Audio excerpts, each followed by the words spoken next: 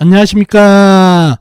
헛방 날린 사주 상담 이야기 57번째 시간. 오늘은 사주에 물이 많아 관살 맞은 사주라고 했다가 헛방 날린 이야기를 해보겠습니다. 오늘 헛방 이야기는 제게 상담 오셨던 분의 사연을 가지고 헛방 이야기를 해보려고 합니다. 먼저 어떤 내용인지 들어보시고 사주풀이를 해보겠습니다. 어느 날 중년 남자분께서 전화로 상담 예약을 하시고 정해진 시간에 상담을 오셨습니다. 들어오시는 관상이 상당히 굴곡이 많고 재물, 그 다음에 배우자 운이 많이 약한 관상입니다. 상담 오신 주제를 여쭈니 이분께서 이렇게 말씀을 하시네요. 선생님, 제가 많이 어렵게 지내오다 보니 상담을 여러 군데 다녀봤습니다. 그런데 가는 곳마다 사주에 물이 너무 많아 작은 촛불인 저를 치고 있어 관살 맞은 사주라 사주에 흉한 물기운을 잡아줘야 풀린다고 해서 이름으로 물기운을 잡아주기도 하고, 또 사주에 약한 불기운을 돕는 불기운이나 나무기를 채워줘야 한다는 등 해서 이것저것 다 해봤지만 소용이 없었습니다. 그래서 마지막으로 선생님께 정말 제 사주가 물이 많아 관살을 맞은 사주인지 꼭 확인해 보고 싶어서 왔습니다 라고 하시네요. 저는 그분 사주를 펼쳐보고 집중을 해봅니다. 그리고 그분께 말씀을 드립니다. 선생님 사주에 물이 많은 것은 맞습니다. 그런데 오히려 그 물이 말라버려서 사주가 아주 조열해진 사주입니다. 그리고 사주에 세기운이 너무 힘도 못 쓰고 있으니 재물운과 배우자운이 매우 약한 사주입니다 라고 했더니 그분께서 말씀을 하시네요. 맞습니다, 선생님. 제가 여러가지 사업을 하다가 망해먹고 재물도 있고 집사람과도 오래전에 이혼했습니다 라고 하시네요. 자, 그럼 이분 사주가 물기운이 많아 관살 맞은 사주라고 했는데 왜 그랬는지, 또 저는 왜 많은 물기운이 말랐다고 했는지 여러분과 같이 사주를 풀어보면서 알아보도록 하겠습니다. 자, 이 사주가 오늘 여러분과 같이 풀어볼 사주가 되겠네요. 계묘년 임수월 정묘일 이민시에 태어나신 남자분이시네요. 자, 사주의 형국을 파악하기 위해서 오행의 분포부터 알아볼까요? 자, 본인 정화 작은 촛불로 태어났네요. 연간의 개수는 작은 물, 묘목은 작은 나무, 임수, 호수같이 큰 물, 바다같이 큰 물. 그러면 임수도 큰 물이 되겠죠. 그 다음에 술토는 큰 흙, 광활한 대지, 불을 품었죠. 유금은 작은 쇠, 임목은 큰 나무. 이렇게 오행이 형성되어 있네요. 오행 중에서 빠진 거는 없이 다 분포되어 있죠. 사주에 개수, 임수, 큰 물, 작은 물이 합쳐서 물이 상당히 많네요. 그분 말씀하신 대로 물이 오행 중에서 좀 많은 형국입니다. 자, 육친도 한번 볼까요? 육친. 개수는 나를 극한 오행으로 음양이 같으니까 편관. 묘목은 나를 생해준 오행으로 음양이 같으니까 편인. 임수, 나를 극한 오행으로 음양이 다르니까 정관. 그러면 이 임수도 정관이 되겠죠? 정관.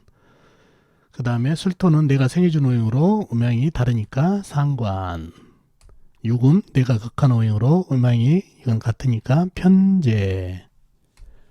임목은 나를 생해준 오행으로 음양이 다르니까 정인.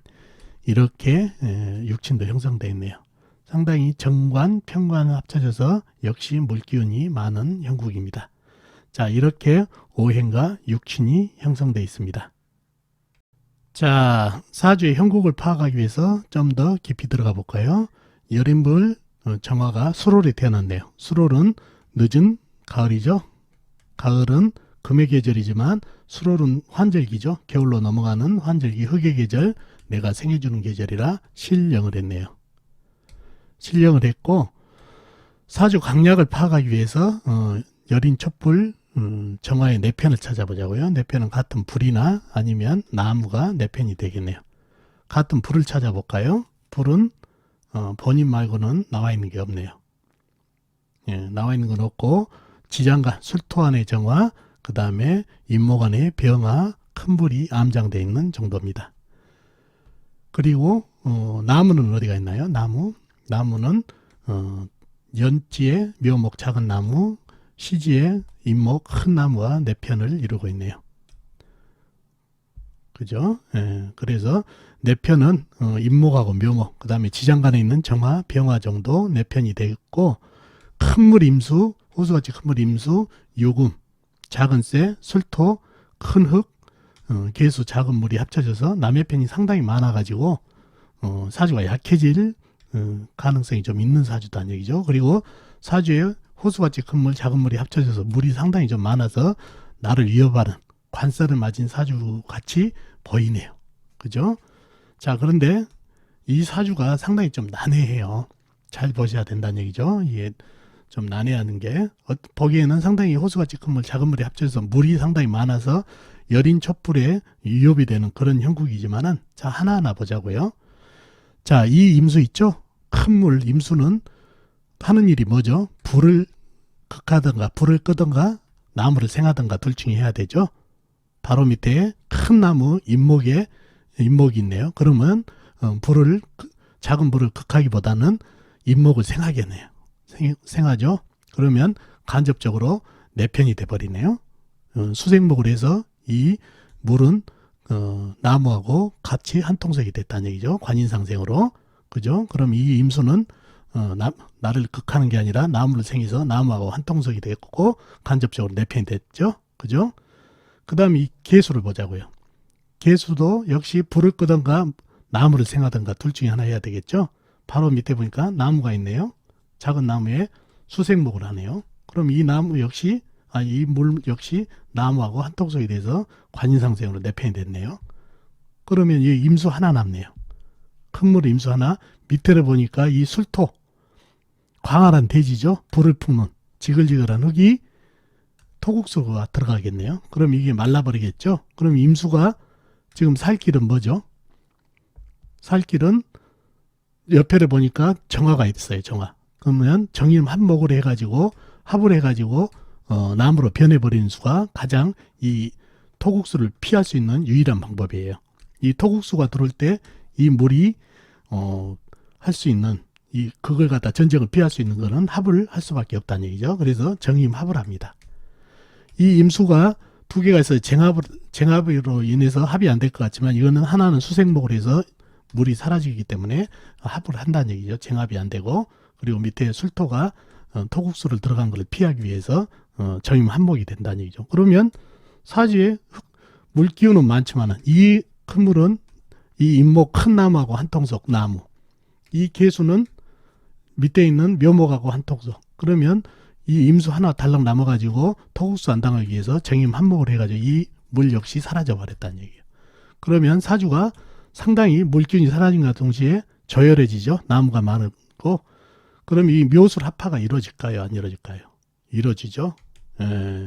술토 안에 정화를 갖다가 묘목이 생하기 때문에 불이 제법 일어나요. 그러다 보면 이 인중의 병화도 힘을 발휘하게 되고, 그래서 상당히 사주가 저열해진 사주가 됐어요. 물이 많아가지고 얼뜻 보기에는 관살맞은 사주라고 했는데, 이렇게 오행의 흐름을 제대로 보게 되면은 이 사주가 불기운이 강한 사주가 조열한 사주가 됐다는 것을 알 수가 있다는 얘기죠. 그래서 여러분들이 사주를 풀 때 꼼꼼하게 잘 풀어야 된다는 얘기죠. 오행의 흐름이 어떻게 흐르는가, 이 물들이 불을 공격을 하는지 아니면 나무를 생하더라고 안 하는지, 그래서 그런 걸 오행의 흐름을 잘 보셔야 된다는 얘기죠. 자, 그러면은 이 유금이 하는 일은 뭔가요?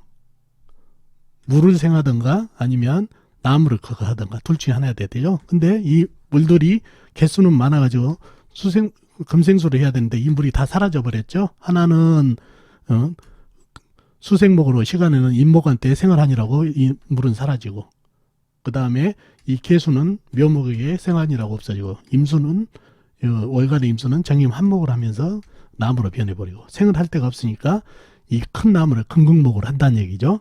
그러면 이 조그마한 이 카타칼 정도 조그마한 쇳덩어리로 큰 나무를 극하게 되면 이 극이 되나요? 안 되죠. 날부러지죠. 그리고 이 사주가 저열해지면서 불기운이 일어나다 보니까 줄줄 녹고 있고, 이게 뭐죠? 쇠가 바로 재성이죠. 재성은 사회적으로는 재물, 가정적으로는 배우자가 되겠다는 얘기예요. 그래서 이 쇠가 또 이 술토라는 거는 큰 흙이죠. 토다금매로 묻힐 수도 있고, 그 다음에 큰 나무를 그 칼에다가 날 부러지고, 그 다음에 많은 열기에 넣고 있고, 이 재성이 고리몬이 됐다는 얘기죠. 그래서 재물은, 그 다음에 배우자분이 매우 약해진 그런 사주가 됐다는 얘기예요. 그래서 이런 사주들이 물기운이 많아가지고 상당히 관살 맞은 사주로 착각하기 쉬운 사주죠. 예. 대운 후른도 보십시오. 24살부터 해가지고 불기운으로 가버리죠. 나무하고. 그러니 이 조열한 사주에 더더욱 기운을 강하게 해버리니까 운기도 이 재물을 갖다가 더더욱 말려버린 녹여버리는 운기로 가다 보니까 재물은 그 다음에 사주를 강한 사주에 더 강함을 주는 대운을 만나서 안 풀렸던 분입니다. 그래서 이 사주를 물기운이 많아가지고 관살을 잡아줘야 된다. 물기운을 잡는 이름을 지어가지고 하게 되면 안 되겠죠. 오히려 사주에 강한 불기운을 좀 빼주고 그 다음에 조열함을 좀 시켜주는 방향으로 이름을 지어야 발복이 된다는 얘기죠. 근데 이렇게 사주를 잘못 보게 되면은 이렇게 헛방을 날릴 수 있을 것 같아서 상당히 이 사주가 이렇게 상담을 하면서 착각하기 쉬운 사주라서 한번 가져와 봤습니다. 여러분도 유심히 보시고 도움이 되셨으면 좋겠습니다. 자, 어떻습니까? 오늘 사주풀이 도움이 되셨나요? 도움이 되셨으면 좋겠습니다. 다음 시간에 뵙도록 하겠습니다. 안녕히 계세요.